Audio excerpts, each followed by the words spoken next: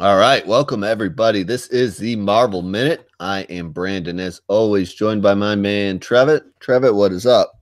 Nothing much. What's up with you? Nothing. I got a foot that it started cramping yesterday. You know when you get those cramps in your foot, Yeah. and now I don't know if it's either I broke it across the middle trying to stretch it out, or it's like a cramp that won't go away because I can barely walk on my foot. So Is it like sometimes like I'll get a cramp in my foot and it feels like one of my toes pop out of place? Is it like one of those? yeah, but it's the middle of my foot. It's not like one of my toes. It's fucking Ah, weird. So that it's sucks. driving me crazy. But we are not talking feet. We're talking domino number one this week. It was the winner of the poll. I actually wrote the books down in my little blurb this week, so we'll get to what it beat in a second. But yeah, this is written by Gail Simone, back at Marvel for the first time in a while. On a character she's got some familiarity with. I can't say that word ever. And she's joined by art team of David Baldian and Jesus Bertoff, with Greg Land on cover duties, and I forget the VC somebody on letters, but that's all the way at the back of the book right now, and I will tell you when we're done talking of it. But yeah, this was the rare $3.99 Marvel number one issue, so that's already a step in the right direction. So yeah, we're about to discuss this book and let you know what we think here. Well, it was number ones are for Jim's week in the Marvel Minute poll, and Domino came out on top, edging out the Exiles and Thanos, which loosely fit into the number ones are for Jim. It was 18, so there was a number one in there somewhere. Wrapping up that storyline, but Domino came out on top. So here we are to discuss Domino number one, a character I know very little about. Let's see what the creative team of, again, Gail Simone, David Baldian, and Jesus Bertoff have in store for us. Clayton Cowles and VC's Clayton Cowles, of course. So yeah, we get a cold opening at the beginning of this issue, with Domino debating basically to herself whether or not she's going to keep this new birthday present she just received, which is a white bulldog puppy dog with a black domino spot over its right eye there, or left eye, depending on which way the dog you're looking at the dog here. But yeah, I mean, it's about the cutest dog in a comic book I've ever freaking seen, so I don't know how you could say no to that. I'm not even a huge dog fan. I think I'd have a hard time saying, nah, take this thing back. But we then flash forward, or not really forward, backwards, to 15 hours prior, where our story truly begins in the Pacific Northwest on the border between Oregon and Washington, with Domino and her pal Inez Temple, aka Outlaw. Do you know anything about this Outlaw character? I am completely unfamiliar with her. Yeah, I meant to actually do a quick Google search on her before we discuss things, and I did not. So I don't know if this is just, a made-up character. She's basically like a cowboy girl in like a bikini type get up with a hat and a real redneck accent, always saying y'all and reckin and shit like that. So that's the character Domino's partnered up with. I got her right here. Her first appearance was in Punisher 68 in 1992, created by Dan Abnett. Oh wow, okay. So yeah, she's a character that's existed. I've never really seen her in any book I've ever read prior to this one, but she's been out there. The two quickly approach this gang of men in this wooded area, and they all have guns. They're seemingly holding this dude hostage. They've put a pillowcase over his head, and Outlaw's like, oh, let's come up with a plan to confront these assholes in their camp. And Domino just walks on over there. She's got her luck abilities, doesn't really think much of it, and confronts everybody, kind of to her partner's dismay here. We kind of, obviously get a pretty cool fight scene that comes up next, and it reveals kind of a bunch of in the way of setup for Domino's powers and how they work, and she describes really kind of the feelings she gets as they're occurring, and how kind of her powers sometimes hate her, but allow her to come up out on top. Like she might avoid death, but get a skull fracture or something along those lines. She brings up how they work. So if you're really in the dark about Domino's luck powers and think that's like a generic description for him, she gets into like nitty gritty details here, like mentioning how it feels like a rat crawling along her spine, and it's fucking gross. But yeah, it's gross. anyway, so she drops down into the middle of this group and gets next to and this dude with the pillowcase over his head, and he's like, something is in my pocket for you. And that's where we kind of get the beginning of the setup for this story, where Domino pulls out this broken domino, like split in half. I don't know anything about dominoes or really, craps or gambling at all. Is 10 an unlucky number? Like, that's not one you want? I haven't played dominoes since high school, so I don't remember. But I think just the fact that it's broken. Oh, okay. Yeah, that could be it. Or if anybody is a craps player, I don't know if like 10 is one of those things you crap out on. Like, don't you want 7 and 11, or are those the bad ones?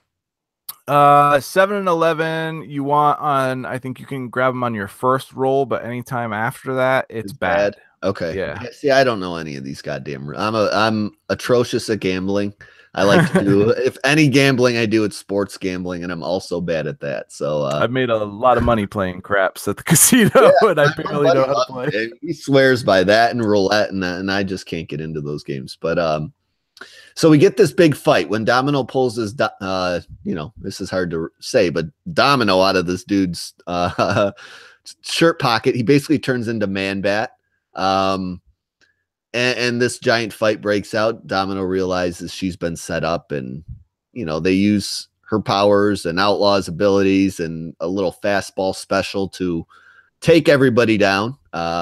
There's a couple funny lines where Domino's like, "Oh, mud in my cleavage," and and then she's like, "I hate fastball specials. My suit always rides up on me." I was curious about that mud in the cleavage, because she's wearing like full protected, like she's got a collar on and the whole frontal is covered. Yeah, she does kind of have her boobs out though. Like that is a Domino line, Maybe Gail didn't know what kind of suit they were going to give Domino before she wrote that in the script there. But yeah, anyway, it comes down to Domino, Outlaw, and this Man Bad dude. Domino basically points the gun at his balls. She's like, "I have 22 bullets and 2 targets here, so chill out or get shot."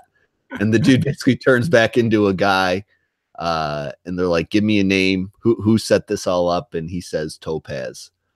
So yeah, we also then meet the last member of the Domino crew, who is the chick Diamondback. Again, another kind of girl character I don't really know very well. Not the Diamondback from the Defender story though. Like, get that out of your mind. It's not the guy from Luke Cage or anything like that. It's different character altogether. She's got like a purple motif brewing here, and I guess she was a former villain at one point. Now, kind of either anti-hero or hero straight up. So she's like, "Yeah, I'm here. I'm your Uber, guys. I'm here to give you a ride home." And that ride home is back to San Francisco, I guess. We found out in the beginning it was Domino's birthday. So this is really kind of the wraparound to that cold opening, where she walks into this surprise party her buddies have put on for her, while also tagging along this dude that's like a Man Bat with them. She just kind of feels bad for the dude. Like, he basically did it for money and not really knowing what he was doing. So she's going to keep an eye on him for a little bit. I don't know if this is going to run through the story or if this is just kind of a throwaway thing for issue 1. But kind of feels like she's going to be collecting some, like, downtrodden mutants. And that's kind of a little what she's doing now too, with Outlaw and Diamondback. But anyway, she walks into this surprise party. It's the who's who of X-Men guests, along with Dazzler, who's providing the entertainment. Things seem to be kind of really going fine for everybody there. Domino's having a good time, having drinks, and then like she gets this killer headache out of nowhere. Do you have any more detail on that other than this like springing up for no reason? Or about which part? Because I was just noticing that Taskmaster is at this party. Yeah, Taskmaster's like he's kind of just, I think this is like a little bit of a merc in X-Men Gathering, because he's basically just a merc who will do scummy things for money. That's true. But yeah, like she's fine, and Dazzler starts singing, and then she gets emotional, and then she gets all pissed, like gets this headache out of nowhere, and Her That friends kind of know this seems to be like a reoccurring thing she's been going through. I think what triggered it was the song, like because the song's talking about how she won't, walk alone and she'll always be with her. And then Yeah, she starts thinking back to her childhood when she's locked in her room and they're forcing like putting that tattoo on her, yeah, on her face. and it just brings back the painful memories of her life. Yeah, it looks like talking to Wolverine after being stabbed by Wolverine. Maybe she's got like claw marks Yeah, in her back. bullet holes. Like, Yeah. So she's just like steps up the drinking and kind of starts saying some crazy shit to people like Colossus, and calls the person serving the drinks Alfred. I thought that was a funny that was funny. like that one. So yeah, she ends up just kind of secluding herself in her room eventually. That's when Diamondback, the other girl in her group, kind of presents her with this bulldog puppy. So we connect to the cold opening in the beginning. And then it's like Domino just kind of chilling on her own for a little bit, hanging out in her undies with the dog, and this creepy old dude just kind of comes walking out of, I think, her bathroom. Is that where they were? I mean, It kind of does look like her bathroom. Like they were hiding in there the whole time, yeah, waiting for the either they party were to in the happen. bathroom or just standing in the corner and nobody noticed them. One of the two. But he comes strolling out with his Amazon looking nurse, like just this tall, huge chick. He's like, "Here, Domino, I got you this present." He hands her this gift box, and she opens it to find another broken domino. And this dude's basically like, "Domino, your luck has run out." And he's like, "This is Topaz, and she's gonna whoop your ass." Uh, and that's kind of what starts happening. Domino's like, "Come on, luck powers, kick in." She tries to reach for this gun, kind of gets her arm broken or stepped on. And then Topaz basically like tosses her just out of the window, and Domino's like, I think I'm out of luck. And that's kind of how the issue concludes there. Anything to add? Yeah, I don't know. It was just kind of a quick ending, like you're just enjoying this party, then this creepy dude comes out of the bathroom. And chucks her out, gives her Yeah, and that she gets, broken domino, and she said like when she's falling that she can't feel that creepy, yeah, the like, rat going up her spine feeling. yeah, and she knows she's fucked, which is like her probability powers, what they really are is like involuntary telekinesis. So that's like her power is telekinesis that she can't control, but makes situations work out for her, like Yeah, bad situations. yeah. Yeah, it's a hard power to describe. So she does a good job, like Gail Simone in the issue, though, of giving you like examples of how it works, Yes. really, and very well in the beginning. She's like, I might be falling, and this I might end up hitting a mattress, but I've hit a mattress and I still crack my skull. So that's kind of how they work. It was well set up. I really like the art in the issue. I didn't know a lot about Domino, but this issue gives you a good grasp of the character. She has a history with the X-Men, and she's talking to the various characters throughout the issue in the party and stuff. So you see those connections in action. And Deadpool's another character who makes an appearance here, and she's got a history with him and stuff. So it's good, solid, like callbacks to old continuity and people she'd hang out with and things like that. I really kind of had a good time reading this. I checked back for issue 2. I was torn between buy and borrow before we started, but I think discussing it and everything that connects and is pretty solid, and you get a good grasp of the character, along with the fact they didn't jack it up to $4.99 for being a number 1. Kind of seals it as a buy for me. I'd come back and see what's happening next issue. I don't think she's dying. Like I said, I think this mattress will come out of nowhere and then crack her skull and be hurt a little bit. But I want to see where this goes. I like the pace really more than anything of the book. Like you just jump to different spots and different things happen, and you're not lingering in any one situation or idea for too long, and you get a good grasp of everything that's going on. So they keep it interesting. Yeah, I had a good time. I don't know if me and you were debating with this one person on the internet the one day if this is part of Fresh Start, and I don't know. It's part of all the new number 1s. This is really the first one that kicks it off. with new creative teams and stuff. So I count it, but I don't know. Other people can say what they want. I mean, 2 weeks from now, all the real fresh start books like Iron Man and Avengers, like it's 2 weeks away. They're gonna start. So yeah, I mean, this to me is more of like a classic Domino story anyway. So that's a little bit of why it falls under with the classic creator, this new banner. So I don't know. You can classify it how you want. I had a good time with it. What do you think overall? I really, really liked it. It's one of the better solo X titles that we've had since we've had all these X titles that have been coming out.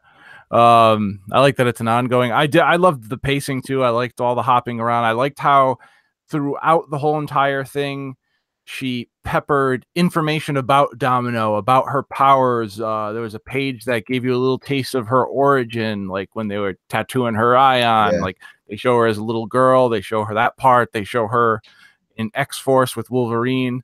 The suit reminds me of the Craig Kyle, Christopher Yost run. I really liked everything about it. I love the art. It was done by the guy who did Spirits of Vengeance, David Baldion. It was great. It was a buy for me. The first time I read it, I was kind of unsure, but I was kind of in like an antsy mood. But the second time I read it, I really, really enjoyed it and loved everything about it. They just set up a world that I really want to dive back into. So I'll definitely be coming around for number 2.